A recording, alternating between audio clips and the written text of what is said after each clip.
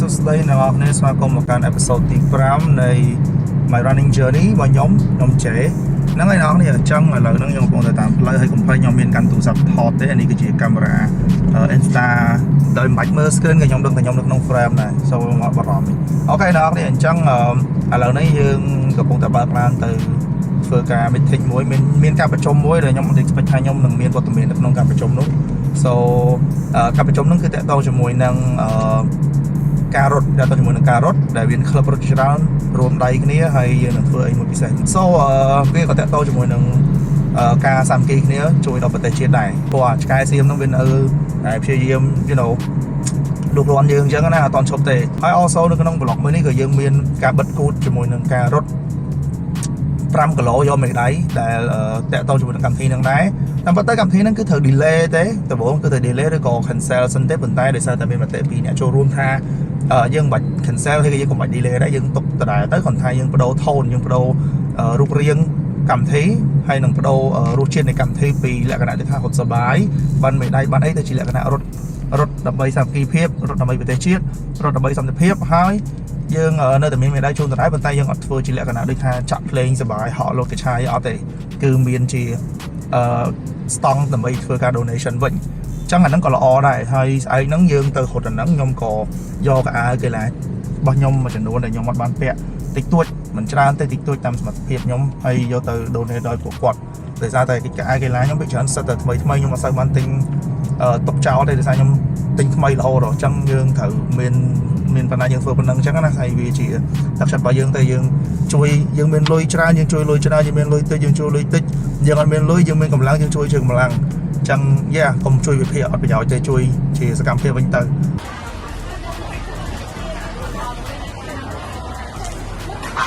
អូខេអញ្ចឹងមុននឹងយើងទៅយក number របស់ snap ផុតថ្ងៃស្អែក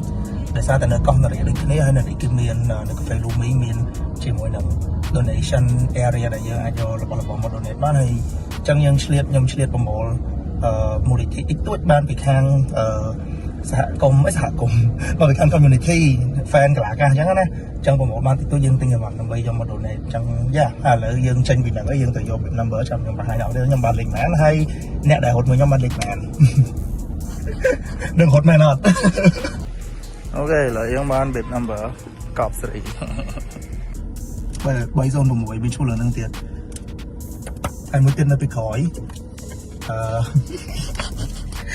781នឹងអ្នកថតពុំម្ចាស់អាយ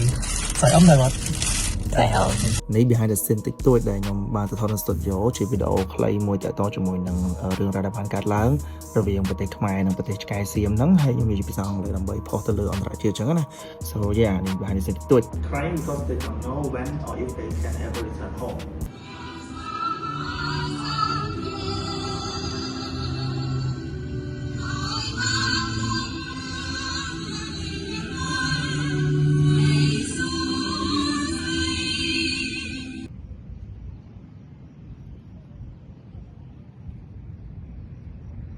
អូខេអរនេះចាឥឡូវយើងកំពុងតែនៅកោះនរាបងប្អូនអរនេះឃើញមនុស្សច្រើនមែនតើហើយទីទៀតយើងចាប់ដើមហើយខ្ញុំតែវ៉មអប់ហើយមិញទេទីទៀតយើងនឹងចាប់ដើមរត់5គីឡូហើយខ្ញុំក៏បានយកកៅអៅចាស់ឬក៏កៅអៅកីឡាដែលខ្ញុំជប់ពាក់មួយចំនួនមក donate នៅហ្នឹងដូចគ្នាសូចាថ្ងៃនេះខ្ញុំពាក់ New Balance shoes SC Elite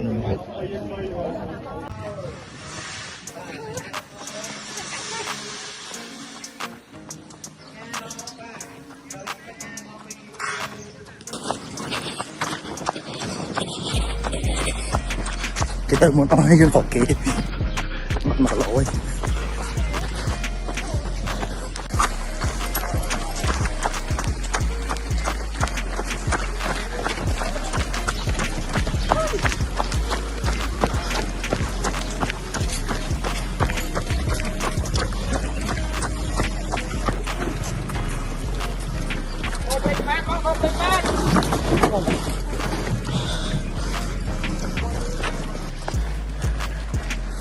វាតែរ៉ាប់เลยมัน2គីឡូកន្លះខ្ញុំលើមិនបានហត់ខ្លាំងដែរប៉ុន្តែបើជើងមានកបោនេះផងខ្ញុំចង់ដឹងតែមិនសាក់តែអត់ទៅវា first 2k so fast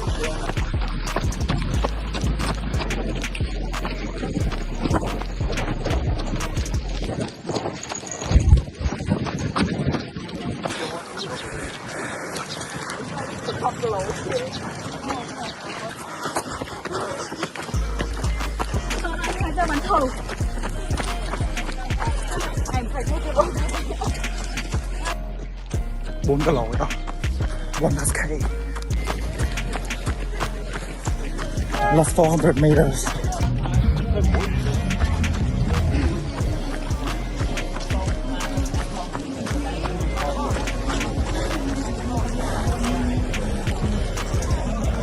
Let's go.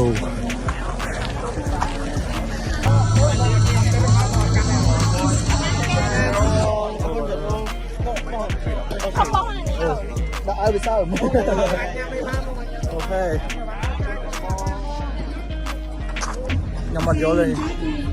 Một time hello but runners high just hit and I'm not tired now. What the fuck? I'm not feeling tired. Là lại với bọn mơ kia bà cô biến này lại vô lịch cái lịch bay khăn sấy khăn phỏ. បាទហើយសូមកាមេរ៉ាថតអនុស្សាវរីយ៍មួយបើយើងតែជុំតែរៀងអ្នកថតតាទីហ្នឹងវាអត់ទៀតជាមួយនឹងសัตว์លុបនឹងសោះតែវាខ្ជុំដែរណាខ្ជុំជឿខោមួយអញ្ចឹងឥឡូវយើងចង់ដឹងថាថត1មិនមែនទេអូបីមកចា8:45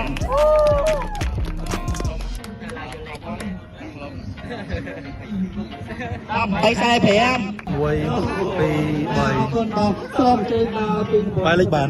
លេខ4 លេខ4បានទេបង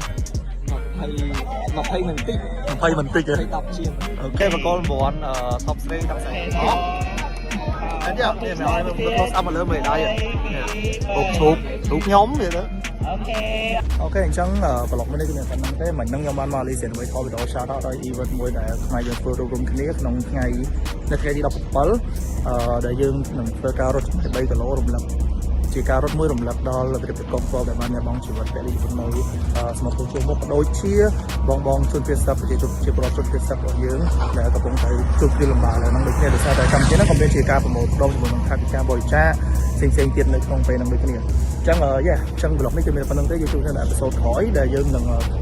ថតនៅពេលដែលយើងមកចូលរួមក្នុងការរត់3គីឡូក្នុងកំពេញនេះដើម្បីជាបង្ហាញដល់អ្នកនរគ្នាដែលកម្មវិធីនេះមានឈ្មោះថាព្រឹត្តិការណ៍ Run for our heroes ហើយយើងជួបគ្នានៅអេពីសូតបន្តទៅបាយ